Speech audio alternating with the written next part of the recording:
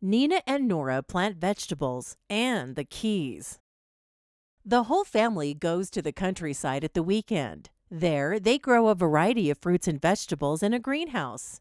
The children love playing in the meadow and the fresh air. Peppers, peppers, red, green, and yellow. Those that are mild and those that are a little spicy. For tomatoes, radishes, potatoes, currants, and delicious melons we pray. Eat everything healthy so that your longing goes away, sang the children diligently, helping their mother, father, and grandmother with the gardening. When they got tired, the girls would lie in a hammock, surrounded by greenery and wonderful scents. The smell of healthy, ripe tomatoes and home-cooked lunch, lovingly and skillfully prepared by their dear grandmother during a break between other chores, would fill their noses. Fortified, the girls would play again afterwards.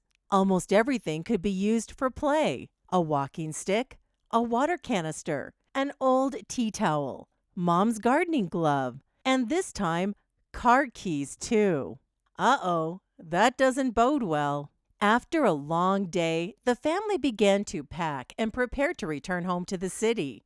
They were all happy with what they had accomplished. While Mom and Grandma packed up the harvested green beans and onions, and Dad carried big, heavy boxes of tomatoes, Nina and Nora gathered the toys scattered over the meadow.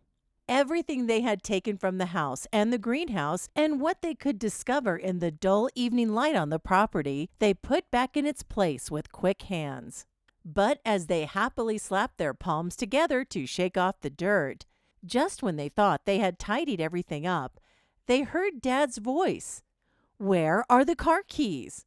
Nina and Nora froze. They remembered that they had been playing with the keys and couldn't remember where they had put them. They remained silent for fear of punishment. Dad started arguing with Mom, convinced she was the last to have the keys in her hand.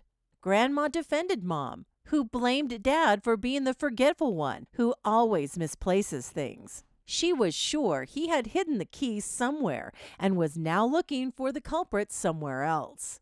So a beautiful, idyllic day suddenly turned into a big mess as everyone was now busy frantically searching for the lost keys with the help of their flashlights. Suddenly, older brother Nicola rushed over and said, "I found them, Dad. They were over there in the onion field." "In the onion field?" Dad murmured, visibly annoyed. "Nina, Nora, come here. Were you two playing with the car keys?" he wanted to know, giving the girls a serious look. The two remained silent and looked down at the ground with their heads lowered. The girls' silence made it clear to everyone present that they were the ones who had been playing with the car keys. "So why didn't you say anything, but let us all run around here frantically looking everywhere?" "Well then, there's no cartoon for you tonight. You're going to have a bath immediately and then straight to bed," said Dad firmly. "You also forbade me to eat sweets for 2 days when I lost the French key number 13 the other day," Nicola mumbled sadly. "Now there's no cartoon for you either," Dad decided. "You should defend your sisters and not give them any extra punishment." "That's not fair," shouted an exasperated Nicola. "Why am I being punished now when I found the keys?" "Well, life isn't fair," replied Dad. "Get in the car. We're going home to sleep. It's been a long day." After a few minutes' drive, Dad attempted to lighten the tense atmosphere and break the silence in the car. "Girls, if you two actually believed that you could put a key in the soil of a greenhouse and a new car would grow out of it, you're wrong. No Mercedes has ever come out from between the green onions." Grandma and Mom laughed heartily at Dad's comment, and the children opened up a little, smiled at each other, and were happy that the argument was over.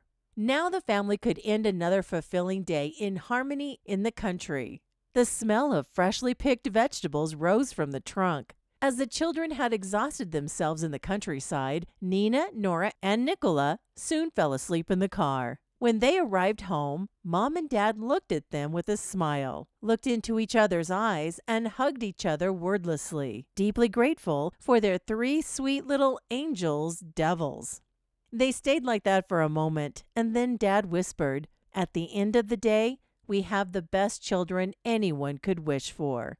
"Yes, we do," Mom agreed quietly. Grandma just smiled happily.